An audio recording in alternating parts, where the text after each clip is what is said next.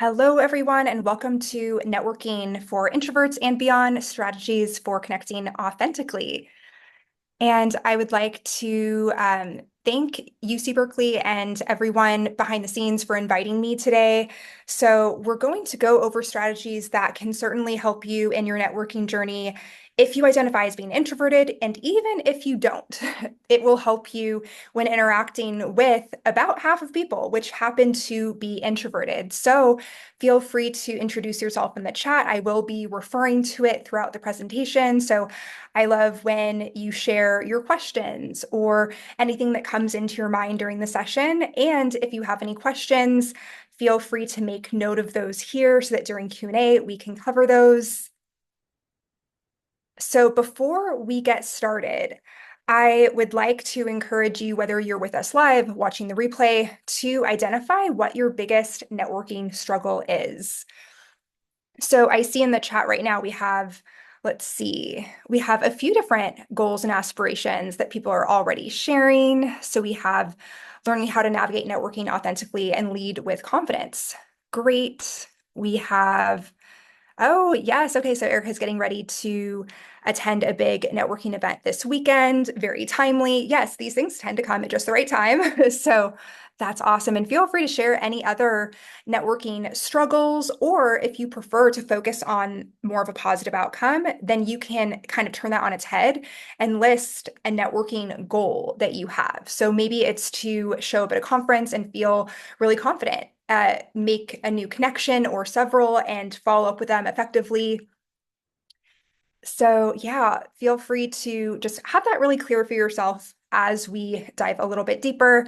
So hello, my name is Stephanie Thoma. In case you are not familiar with my work, I am a one-on-one career coach.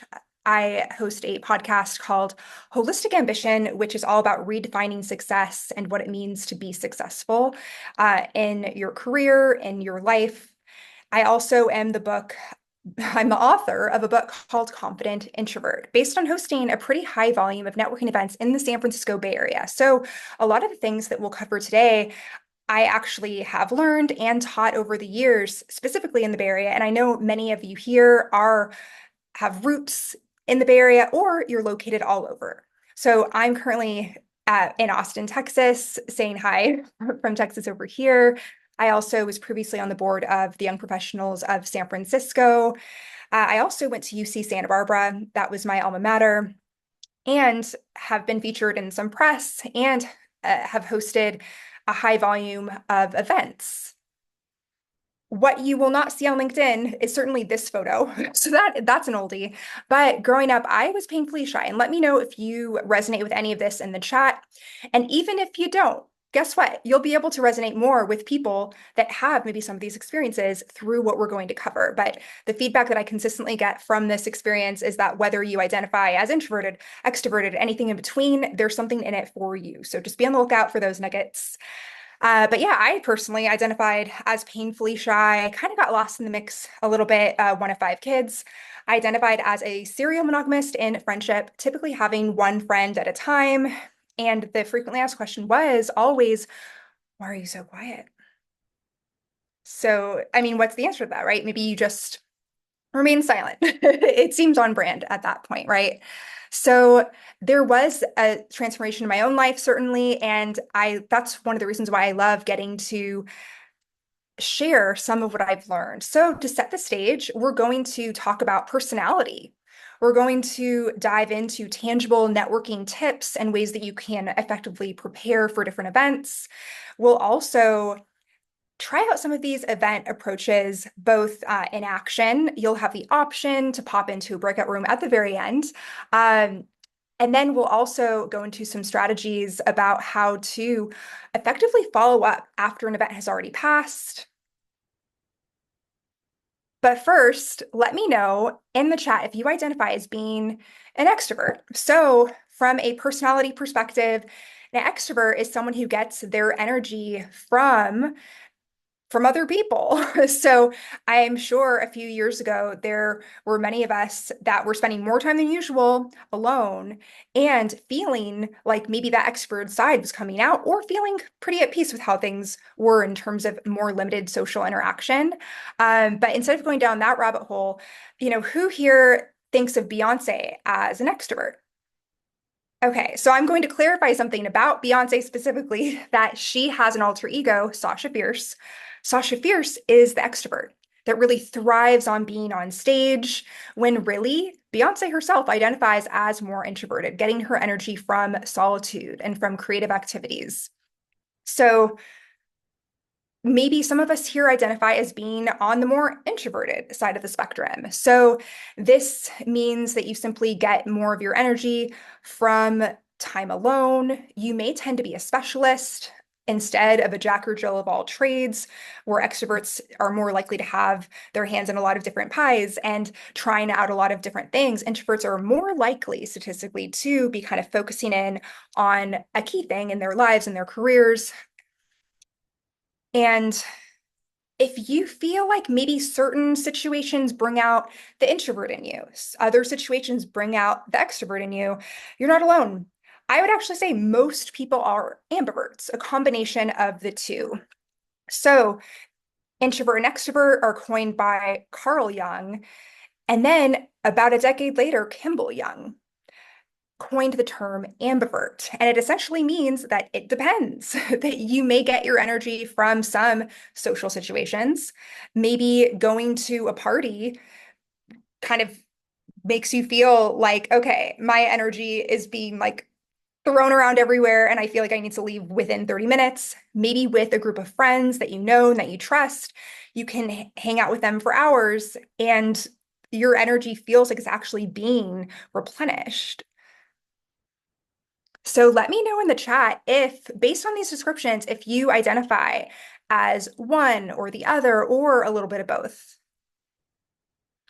And I also like to emphasize from a personality perspective, because this is the basis, right? When we're going out and meeting people, Susan Cain. Has anyone heard of Susan Cain? So she is the author of this book called Quiet, which was really, really revelatory at the time when it came out, bringing up this story of how introverts and extroverts can coexist. It's not about one being better than the other. It's about finding the yin and the yang relationship that make it that help everyone get ahead and function and be of service to society at even greater levels. So the story that she shares is about the two Steves at Apple. So let me know if you've heard of Steve Jobs. Okay, so Steve Jobs would be, let's say, the extrovert, where he's on stage, he has the vision, and he's articulating it in front of large groups of people. Then we have Steve Wozniak. Who's heard of Steve Wozniak? He tends to be lesser known because he was a bit more behind the scenes, making the products that we know today and use today as Apple products. And you really couldn't have one without the other because they were both so expert in what specifically their functionality was at Apple.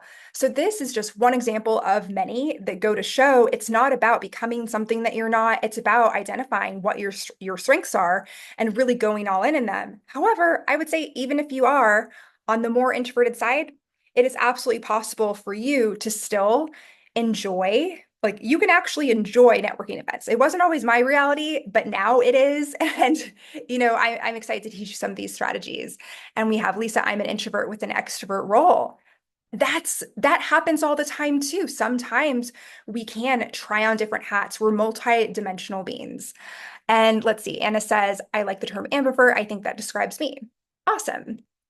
And okay, for those of us that are tuning in that are not quite sure where you are on the introvert extrovert side of things, I'm going to share a study. So this was a study conducted with newborn babies. Baby A comes out of the womb, super zen baby, quiet baby, maybe like opens its little eyes, gives a little stretch, a little coo, and then falls back asleep. That's baby A. Baby B comes out screaming, bright face, little limbs flailing all around, Let me know in the chat, which one do you think grows up to be the introvert? So I'd like you to just go with your gut instinct. And okay, so we have a vote for A, we have another vote for A, and so far we're getting a lot of A's. And what if I told you that actually it's B? The reason being that baby B has not yet been socialized, and they're basically reacting to external stimuli that is overstimulating to them. So even though as adults, we may enter a room and feel like screaming or running out, we have been socialized. So we don't do that. But internally, it may feel like that. So just be aware, even if you don't feel like that, even if you were perhaps a little more like baby A and you have grown into a less reactive to external stimuli type of adult, there could be other people in the room that have this instinct that they're working to soothe. So now this is actually based on a study that I conducted in the San Francisco Bay Area, asking professionals about these terms. And these were the findings of interviewing 100 plus professionals.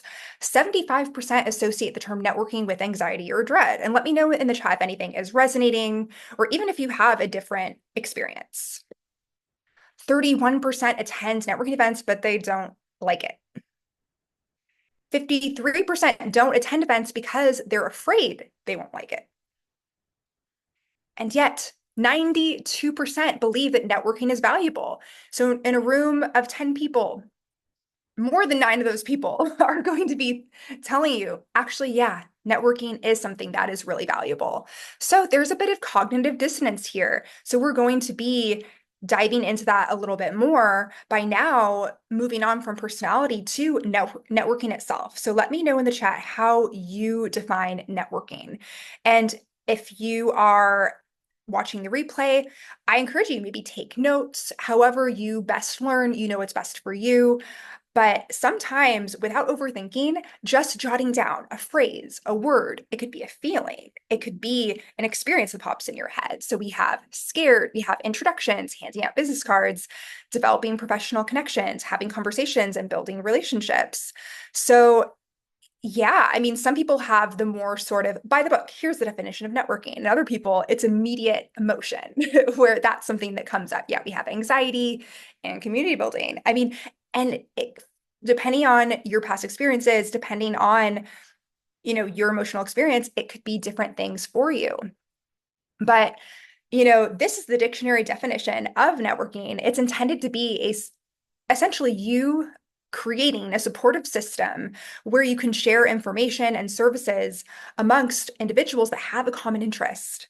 So we're going to explore different ways to more clearly identify what your shared common interest is when you're at a networking event, so that the sense of anxiety, the sense of fright, or whatever it may be coming up gets to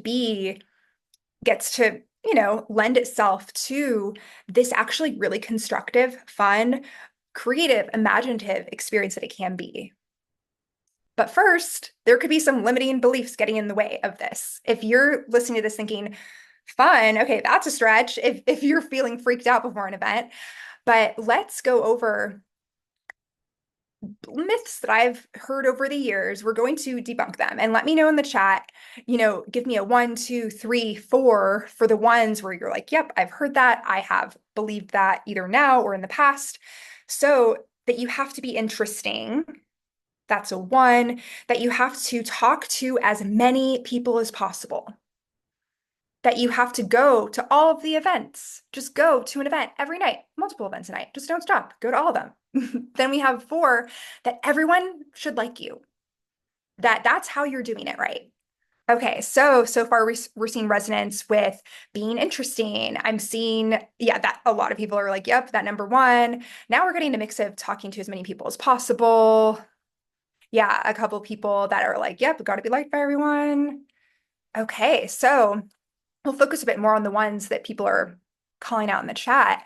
But this networking falsity that you have to be interesting. So this is a photo of the most interesting man in the world. You may remember him from some Old Spice ads, but it's this idea of, especially in Instagram culture, or even if you don't have an Instagram, it's kind of pervasive. Where have you noticed people are taking photos of things and it's like, what are you going to do with that photo? Or people maybe want to have certain experiences, perhaps not for the lived experience itself, but for the story and being able to share it with other people on a broader level than was previously possible. So that puts a lot of emphasis on yourself, and no wonder there's greater levels of self-consciousness when there's this idea of, oh my gosh, I got to be interesting. I'm not just interesting enough being a human alive right now. We got to get to it, right? So I would encourage, if that has been your mindset, to flip it on its head and instead being interested and cultivating an interest in other people, developing it and asking open-ended questions, which I like to call conversational sponges, that really allow a conversation that was, let's say, a dried up sponge begin to expand, and then it becomes useful for cleaning purposes, but that's taking the metaphor too far. So the second one is the networking falsity, that you just have to talk to so many people. Who's feeling a little anxiety looking at this photo? It's okay. You don't have to stare at it. But there's this idea that, okay, you're at the event. Let's say that maybe it's for work and your boss says, go network. Or maybe you have your own business, on the side or full time, whatever it is. And you're just like, okay, here we go. Let's just talk to every single person in the room. This is where you end up getting into a situation. There's this character called Slimy Stan that I like to refer to sometimes. Slimy Stan has slicked back hair, a bunch of business cards, like every single pocket is filled with them. They're actually falling out of his pockets wherever he goes. And what he does is goes up to a group of people at a networking event, interrupts the flow, and says, hey, here's my card. I need a job. Okay, thank you. Bye. Like, do we even know how to help Stan? Like, he didn't necessarily give us an opportunity to really get to connect with him or to get to know him, or us for that matter. It seems transactional, which is a lot of people's fear when it comes to networking, that they're going to come off like a slimy Stan.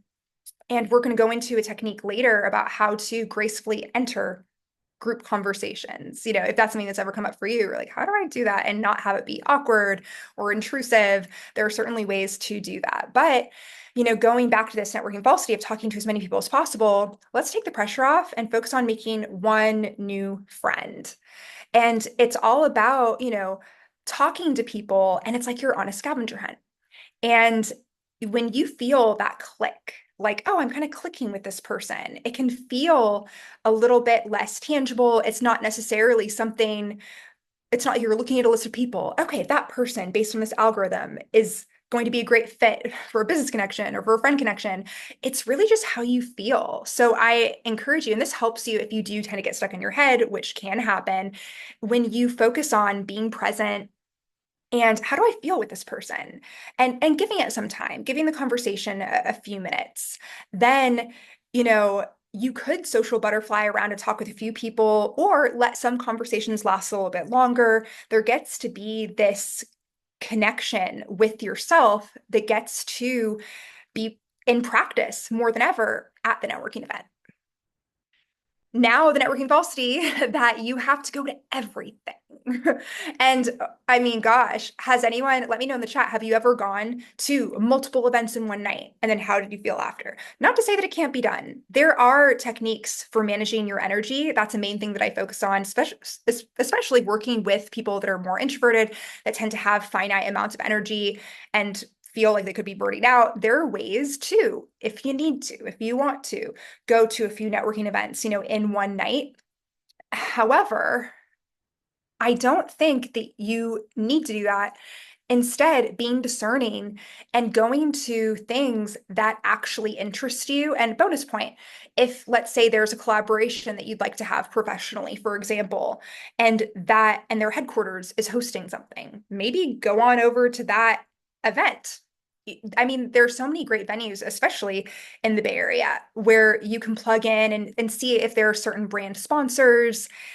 Maybe you'd like to do some sort of in collaboration with them on a future event, or within whatever project you're currently working on.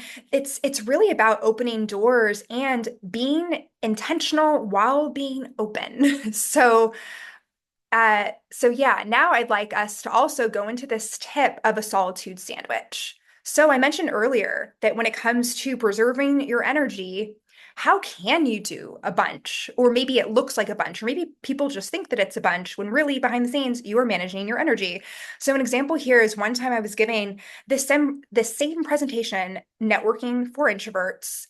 However, it didn't have this slide in it. It didn't exist yet because this whole story inspired it. So it was Q&A and this person asked me, "Hey, so I'm curious why you gave a presentation catered to introverts when you are so obviously an extrovert." So when I received that question, I paused and I decided to answer their question with another question. I asked, "Okay, so what do you think I was doing before this event?" And they and they said, let's see. And basically they said, "Well, I don't know, maybe you were at another event." And I said, "Well, actually, I was in the lobby reading." And then I asked, "What do you think I'll be doing after this event?" And he said, "Going to the after party." And I was like, "What after party?" I mean, hey, if there is an after party, I was not invited. And what that illustrates is a solitude sandwich where people may see you showing up really fully at a networking event, in a presentation, and think, "Wow, they're like the Energizer Bunny. They must go, go, go, go, go," when really you're managing your energy effectively. So the pieces of bread in this sandwich would be, in that example, me reading for about an hour and then my bedtime routine. I was not going out partying after that talk that I gave that night. Um, and my bedtime routine, I'm going to let you in on that too, because I think that could be helpful, the daily 3-2-1. But anyway, then the middle activity is where you want to be really present. So this is great for you to use if you are prone to burnout, if you're prone to all of a sudden having your battery deplete and getting that feeling of exhaustion, like you need to leave now. So to be able to maintain ownership of how you're showing up, it's important to have solitude sandwiches. And you can do that in an evening, like that format that I just shared. Or let's say that you have a weekend conference. Let's say that you have something like South by Southwest where you're there for, 4 days, 1 week. Then maybe what you want to do is a combination of larger solitude sandwiches where maybe before a weekend event, you take an entire day where you're not talking to people. You're just relaxing, as much as possible. Maybe you're going on a walk. And then on the other end of the event, maybe you're doing the same thing. If you're thinking, "I can't do that," then what you want to do is get good at taking breaks throughout the conference day. So I know at least one of you is going to a conference. So especially if it's a day long, I do think it's possible to be there the entire day, but also be mindful. Is there going to be a happy hour? Is there going to be a sort of after mixer or something? That can be worth budgeting for with your energy. So maybe you don't do everything. Maybe you look at the schedule and think, "Okay, these talks I'm really interested in. And then this 1 hour and a half time slot, I could go, but actually, I think I'm going to go to my hotel room instead and take a nap or meditate."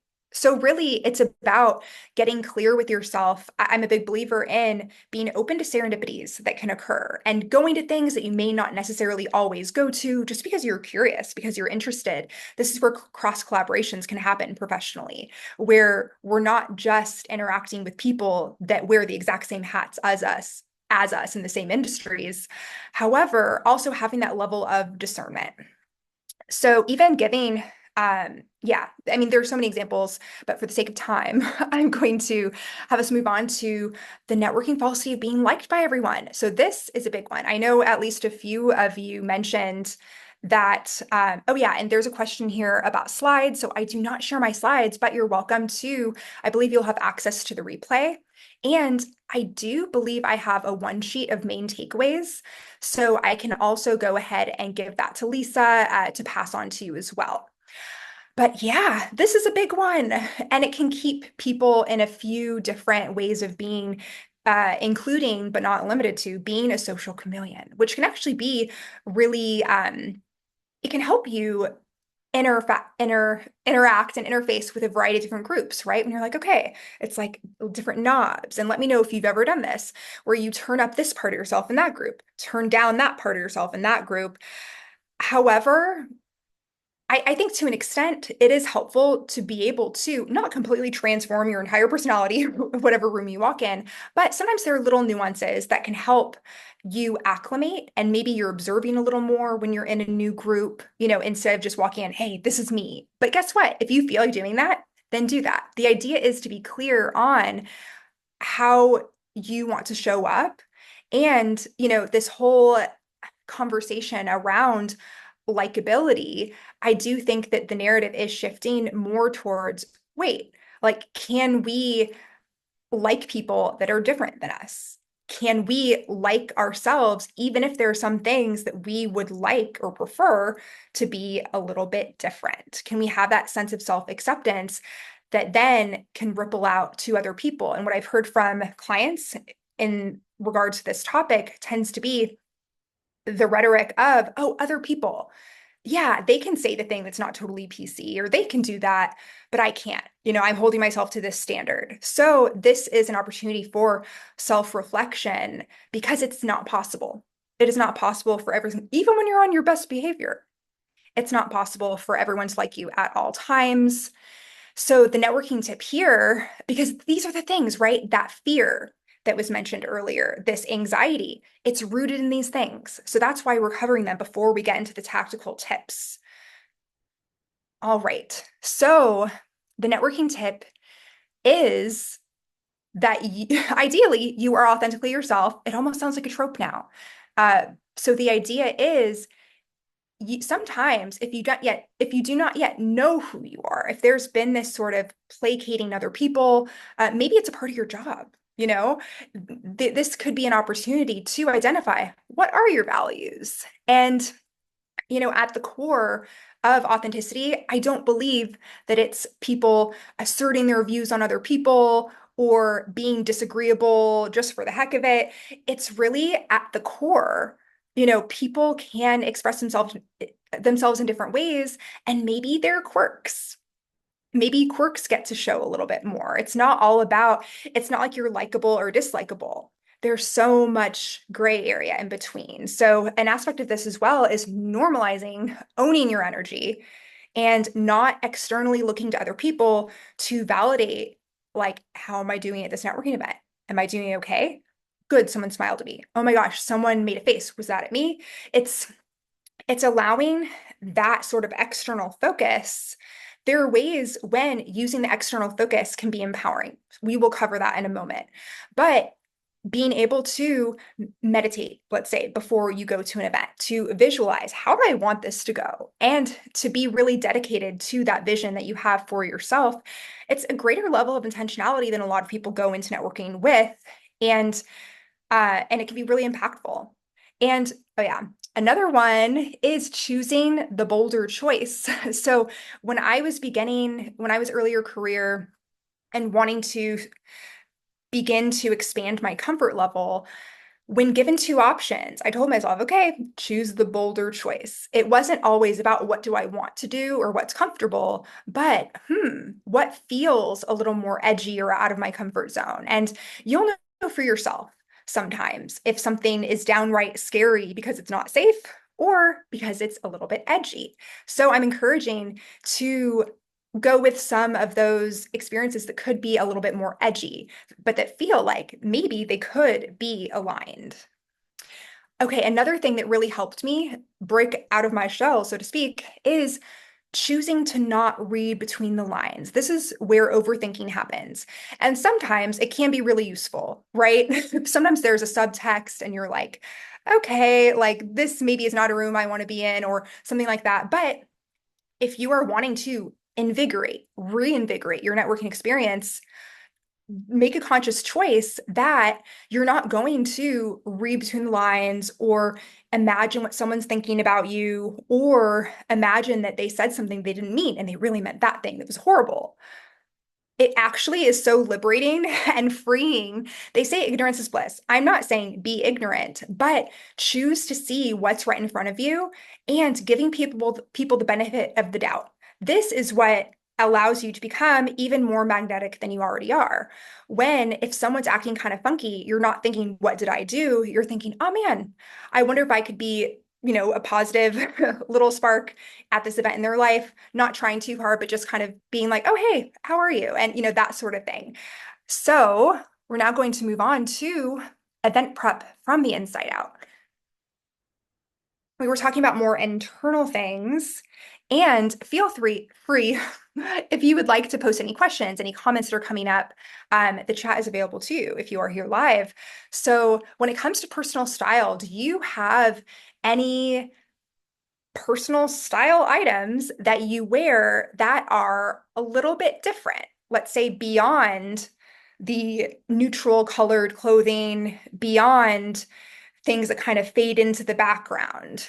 So I mentioned choose the bolder choice. This can also go for fashion. And this isn't necessarily intending to encourage an alter ego where, oh, this person is not you and you're putting on a costume. No, this is actually accentuating any quirks that you have in a style capacity. So I'll give you an example of a statement piece. So right now, maybe you can't tell. These are pink, but I used to have like actually pink glasses that you could actually tell were very pink. And it was actually a difficult decision to even get the glasses because when I was in the new market for a pair, I was thinking, okay, I want something that goes with everything. And who's ever had this thought? Just something practical that goes with everything. Okay, give me something silver, give me something black, and then we're good. However, I really liked the pink glasses that I saw on this website. And I even dreamed about them. And I said, okay, I have to throw caution to the wind. I have to get these pink glasses. I will make it work. And what do you know? At networking events, I became the woman in the pink glasses. It was something that people remembered me by. And it was even an opening for people to come up to me and approach me to ask me questions. They'd be like, oh, cool glasses. And so sometimes, let's say that you have something that is a little bit not typical, that when you wear it, it can actually be an invitation. Some people might think, wow, that's not in great taste, but that's fine. Like, you don't need to relate on your fashion. Like, you could still relate with that person, but it's more about if you prefer people coming to you. I know that's nice, right? So, this is one way to have that happen. Another is with body language. So, assuming that you are in a place where you can stand, I would actually like to encourage you to stand up and strike a pose. Um, it's actually nice to stretch as well. Okay, let's see. So I'm doing this. And so, excuse me, my head's can be out of the frame for a moment. But so Amy Cuddy is this researcher that studied people in different interview situations. And there were people before an interview that were, you know, maybe looking at their phone, legs crossed, maybe even more stereotypically, feminine, how we've kind of taught to take up a little less space at times, versus a group of people that were just like sprawled out in the equivalent of a power pose. And what this study showed was that people who, and I believe they controlled for, gender identity as well. So what ended up showing in the perspective of the interviewer, they asked, okay, how did that person do? How confident and competent did they appear? There was a direct correlation with confidence that was perceived and competence that was perceived. And guess what? People that took up more space physically before the interview were perceived as more competent. So I will say some of Amy Cuddy's work has been disputed. I just mentioned an aspect that has not been. So, yeah, it's worth, getting into a power pose before you go to an event, before, let's say if you're in your car, just take up some space in your car, or maybe you go to the restroom first thing. But I don't know. I think it's nice to enter an event and to already have that energy. And instead of going straight to the restroom, to be in the space and look around and that sort of thing. Okay, another thing that you can do, this is referred to as box breathing. especially for those that have experienced a sense of anxiety or maybe a lack of presence. Maybe you have a lot in your on your mind. This is a technique that you can even try with me right now that will help clear your mind. I recommend doing this at least 3 times. So if you want to go ahead and find a comfortable seat, you can also do this standing if you're on a walk with your eyes opened.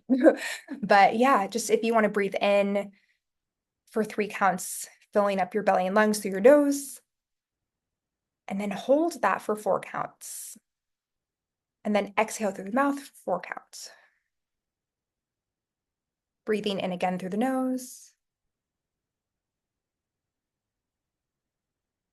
And pause.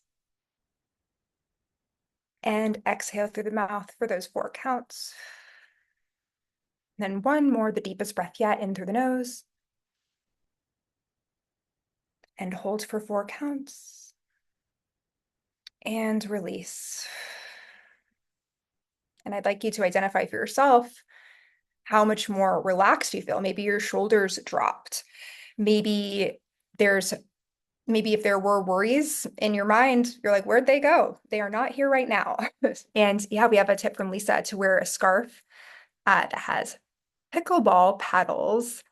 Oh, and it's been a conversation starter. That's a cool statement piece. Yeah. I mean, hey, if there's a special sport that you like and there can be something that you wear that alludes to it, that is definitely a conversation starter.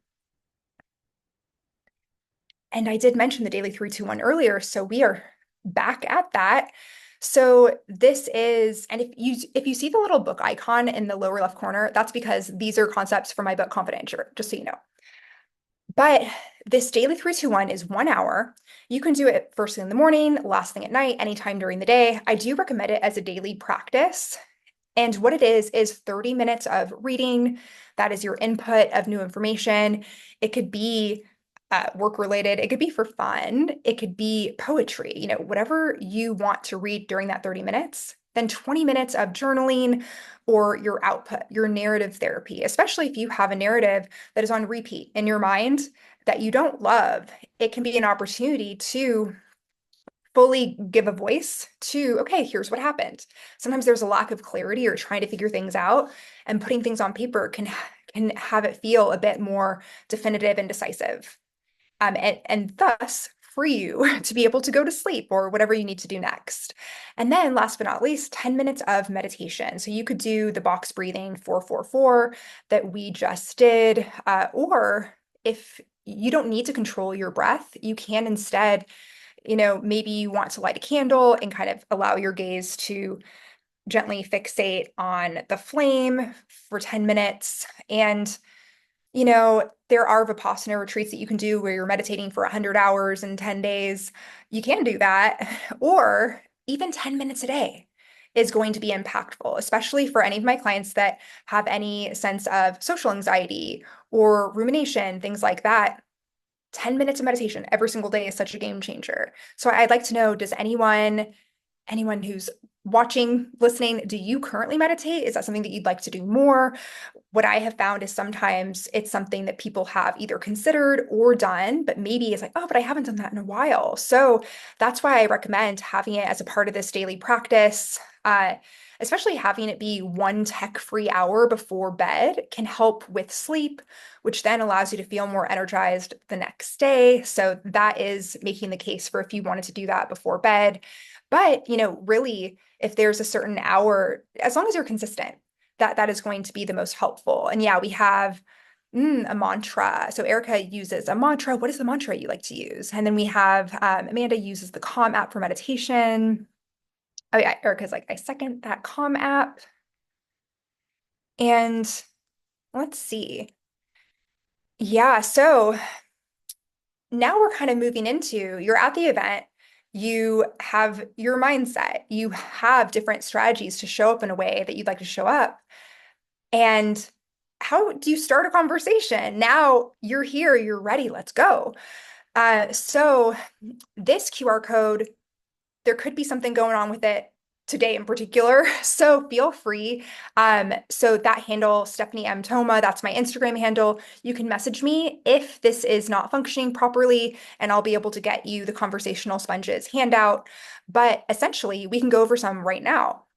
These conversational sponges are open-ended. They are not yes or no questions. They're not about the weather or traffic either. Oh my gosh, how many events have you gone to where it seems so easy? It's low-hanging fruit. Wow, can you believe that it's so cold? Can you believe, it's so hot? Or it rained. It's like, let's do better than this. It's boring. This is why people don't like small talk or networking because, be the change you wish to see. Let's eliminate these conversations on those particular topics. Um, and let's see. And then, yeah, traffic, we can do better. And the reason why I mentioned positive in these bullet points is because sometimes we've heard of trauma bonding. So this is low level trauma bonding. When people are talking about how bad the traffic was or how bad the weather is, let's use this as an opportunity to set the stage for a new relationship, for a new friendship, for a new business partnership, whatever it may be. And, beginning on a positive note of asking, one of my favorite questions to ask is, what is something that you're really excited about right now? And you could leave it open-ended. It could be in your life. It doesn't necessarily need to be at work, but you can say at work if you want. And and then we did mention earlier the focus on yourself versus focus on others. So in this instance, focusing on the other person actually allows to, if you are feeling self-conscious, the idea is to get from self-conscious to self-aware, where you're not just zero cares in the entire world, saying things that are offending people left and right. I think that's some people's worst potential outcomes in their minds. Like, oh no, if I don't really monitor myself and everything I say, it's going to really not go over well. When really it's giving yourself and others the grace to be mindful yet human, right? So when we're taking the focus off of really, monitoring our every word, everything that we're doing, going from self-conscious, self-focused to self-aware, then we have space. We have the spaciousness to focus on the person in front of us. And this also can help us feel more at ease because we're not focusing on how we're coming across. We're focusing on not judging, we're focusing on learning about the other person. And that's where those conversational sponges come into play once more. And from there, it pretty much flows. Maybe you ask multiple open-ended questions, maybe the other person picks up the slack. So when it comes to gracefully ending a conversation, have you ever been in a situation where someone was maybe talking at you and you didn't really feel like it was a conversation and you didn't want to be a part of it? But then you were like, wait, can I just walk away? That's probably not a good idea. So then you're standing there waiting for a way to gracefully end this conversation. There are a few ways that you can do it. Even from a nonverbal perspective, there's this author that I like, Vanessa Van Edwards, and she talks about this in one of her books, where she talks about these are micro movements, slightly raising your eyebrows and slightly opening your mouth, where people will subconsciously get the idea to take a pause or stop talking if they're not taking natural pauses. So something like this, maybe lean in a little bit.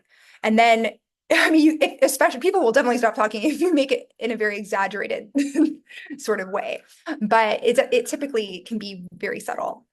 So different ways to gracefully end a conversation. Choose which one you like best. May I have your card? It was great meeting you. These, I'd say it's more common these days. You can have paper cards. I think they're great, but there are different apps like Bump.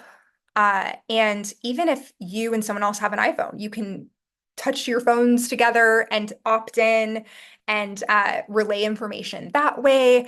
And, I also think it's great to ask people what their favorite way to connect is. Some people don't want to connect on Instagram with a professional connection, and some people prefer Instagram or email or text messages. So it's important to kind of get on the same page there.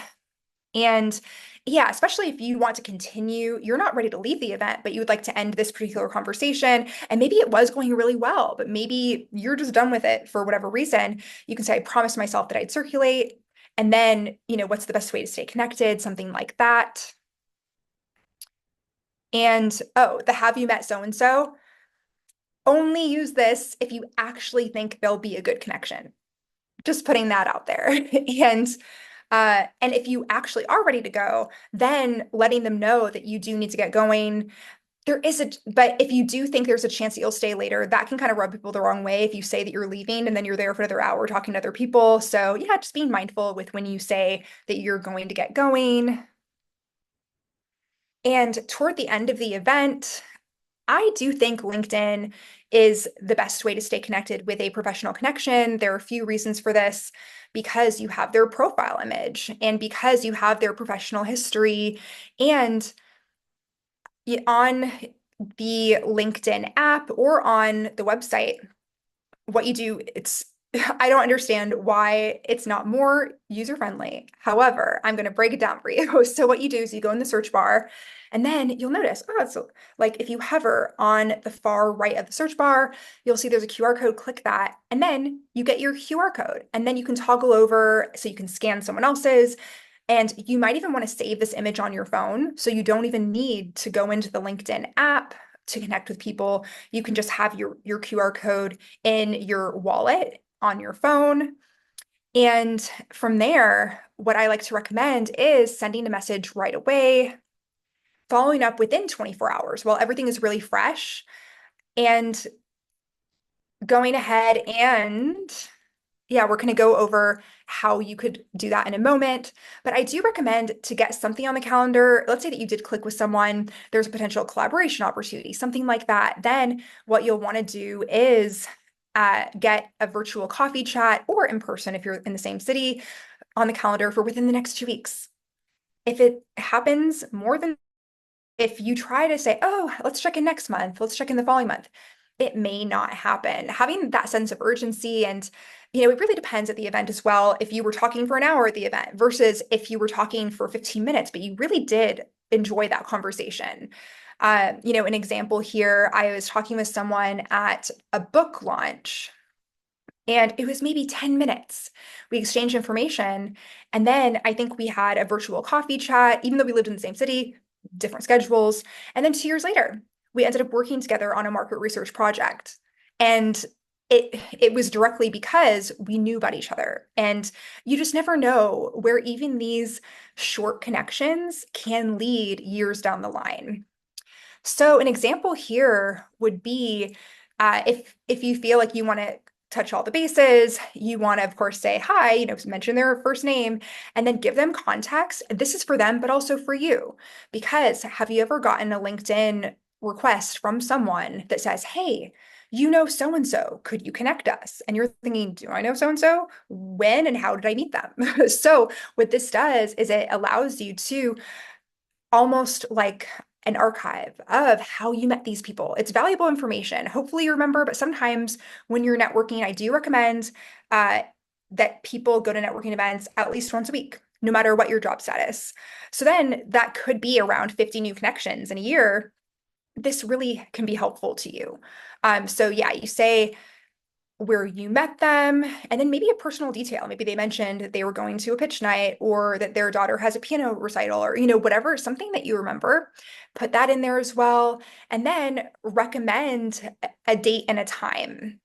And then, they get to see if maybe they'll say to you, oh, actually, next week isn't good, but the week after at the same time on Friday works. It can be helpful to put that extra detail just so that people have fewer details to sort out for themselves. And you can even keep it open-ended by saying, how is this? Or, is something better for you? And I would like you to, okay, so when we do breakout sessions, and I would like to encourage you, if you don't typically do breakout sessions, consider sticking around, but we will be having Q&A before breakout sessions. But I would like you to end up meeting someone that becomes a sort of networking accountability buddy. That could be fun. And designate if you want to be in touch for a month, a quarter, whatever it may be. And identify for yourself. My recommendation is once a week, but identify for yourself how many events you'd like to go to. And an event versus a conference. Sometimes a conference is like many events in one, considering that it's an all-day thing. So, I encourage you to, be mindful with what you can accommodate with your own bandwidth. And maybe you even want to ideate your own meetup group or figure out something that you may even want to establish thought leadership on and talk about. Those are a couple of ideas. And I'd also like to encourage you to stay connected.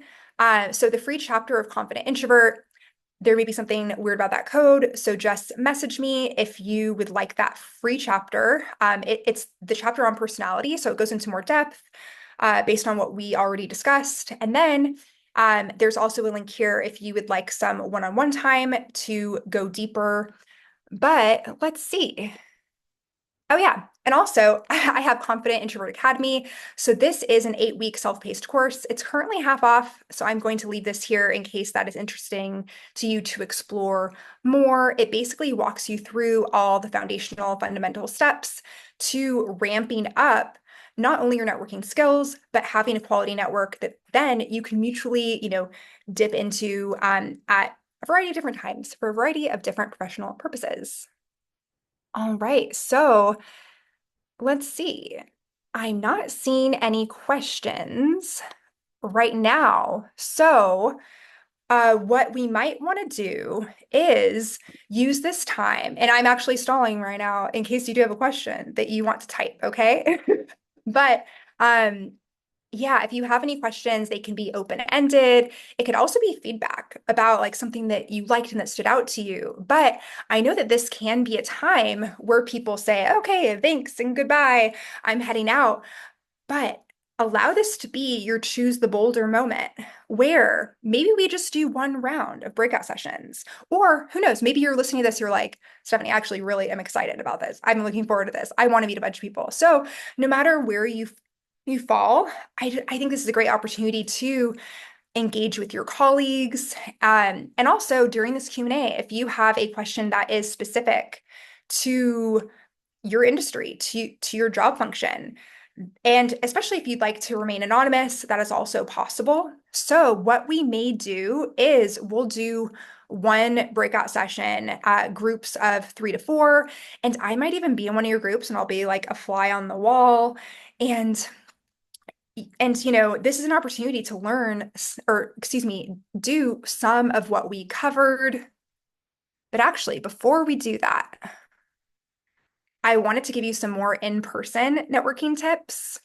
So when it comes to, let's say you're not loving it, you want to dip your toes in, start with the fellow solo networker. And I do recommend you go to events by yourself. The reason being that you won't have a crutch to lean on, a colleague or a friend or a partner where you're basically not meeting people, you're just talking to them the whole time. That's not networking. Of course, maintain your existing connections, but when you go to networking events, that's a great time to make a new connection.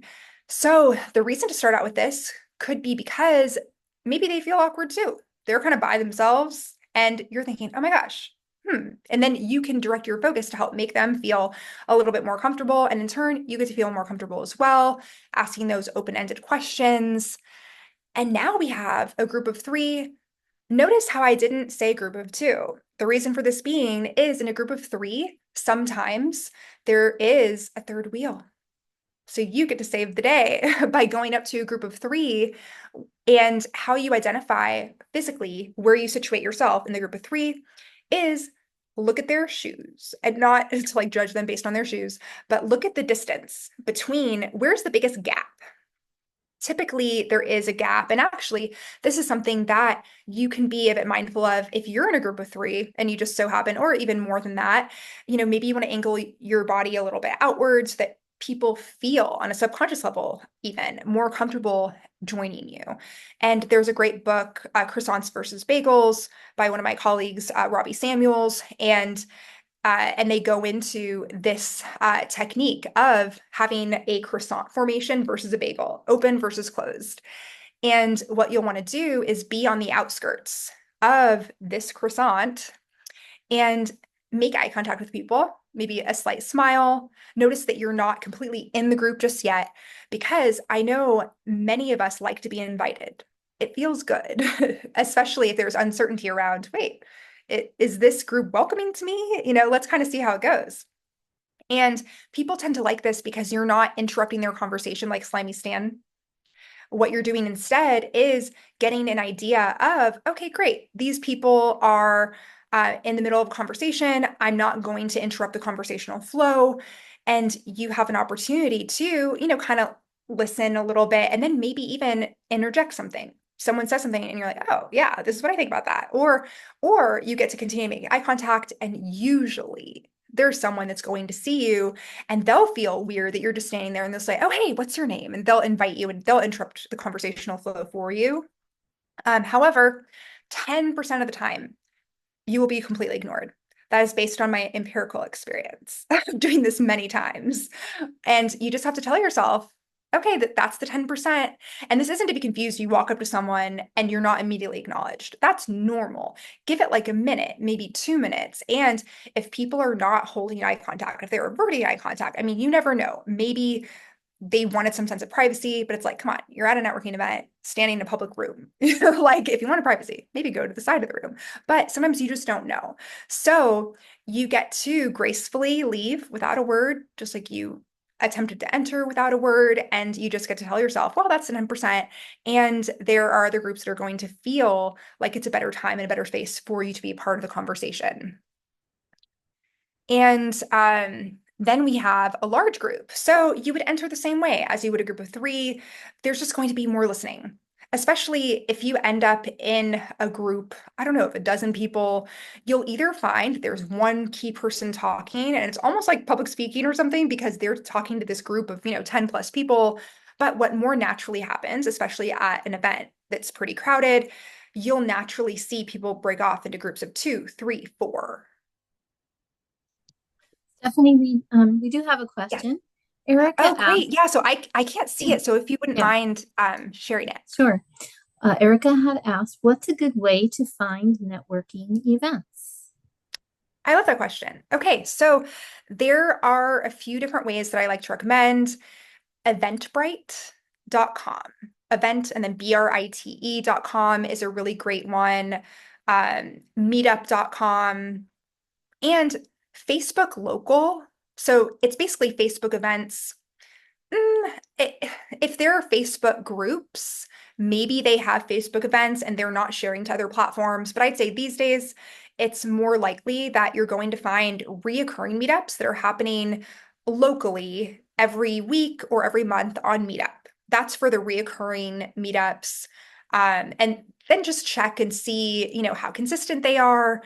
It's a different model. Eventbrite is more freeform, where there could be a one-off event. You could find events on there that happen once a year, or maybe it's a brand new event host. And um, the best way to get more curated recommendations for different events, sometimes there are lists on, sometimes there are dedicated Instagram accounts to best of, like best of Berkeley, best of San Francisco. And I don't know if those exist. I know there's best of Austin, for example. So sometimes people create lists for themselves. And actually, if you're looking for lists specific to San Francisco, go on my LinkedIn.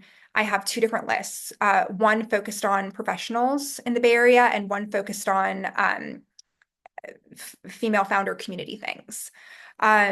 But yeah, I would say searching by keywords. It depends on what your intention is. You can network at an event that does not have networking in the title.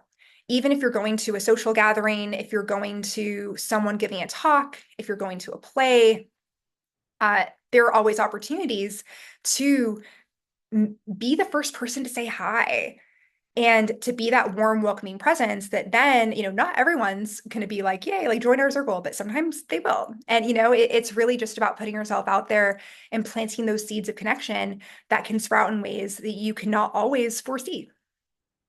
So thank you for that question. And yeah, do we have another one? It's so funny. I can't scroll for some reason, but I can see that there are more messages coming. So Lisa, if you wouldn't mind reading Yeah, it, I'd sure. appreciate that. Thanks. No question, just a thank you from Erica. And Erica had to hop. All Um, right. and I will also just add, relative to opportunities on the Berkeley campus, there's the events calendar. So you could explore the calendar of events, which are not per se networking, but opportunities to connect with others around similar interests or topics. And of course, we have our campus staff organizations, which are wonderful opportunities to connect and build community with our Berkeley colleagues. So All no right. other questions at this moment, Stephanie. Okay, then it sounds like, okay, I'll wrap up here. Um, so when it comes to, let's say that you've gone through, you've spoken with the solo person, the small group, the bigger group, then go ahead and say hi to the speaker, especially if you're going to an event. And here's a story. I love sharing expanding stories. So I'll give you a couple stories. One of them is one time I was working at this theater in Southern California, where a lot of really reputable people were coming, in and out to talk about their different creative projects. So at one point in time, one of the biggest sitcom stars of the 90s was there. And I was in the green room, giving them tea. It was an internship that I had. And I remember just kind of thinking, wow, this is pretty cool. This person's really made an impact in their career. And then I was kind of surprised to notice because sometimes, let's say when we're in college, and I know many of you are interfacing with college students regularly, we can think, wow, like those people on stage, like that's so cool. Like they must be superhuman or something. And it was such an eye-opening experience to see this person who is so reputable and has certainly spoken on so many stages. And then I noticed, oh, she's like visibly shaking behind the podium. No one else can see this but me because I'm backstage. And it just sort of gave that extra human element of we're just all people. We're all people doing our thing. And, if there is this sense of, oh, I don't know if I could talk to someone who was speaking, it's like, there could be an opportunity to use some of the techniques that we discussed to help the speaker feel more comfortable. Because, yeah, sometimes, and this is what Lisa was touching on earlier, some people that are more introverted, not to be confused with social anxiety, but sometimes there can be a correlation. Um, there can be an opportunity. Sometimes people, maybe they like being, in front of the camera on set, but then when they're in front of a large group and they're all looking right back at them, it's a different experience. And, another short story here is an acquaintance of mine who felt really compelled to, after this person given a talk, a world-renowned author, she decided to walk up to the stage. She wasn't even really thinking about it. She just said, oh, I'm just going to walk up and say hi. And she said hello. And she just so happened to author her first book, and she gave him a copy.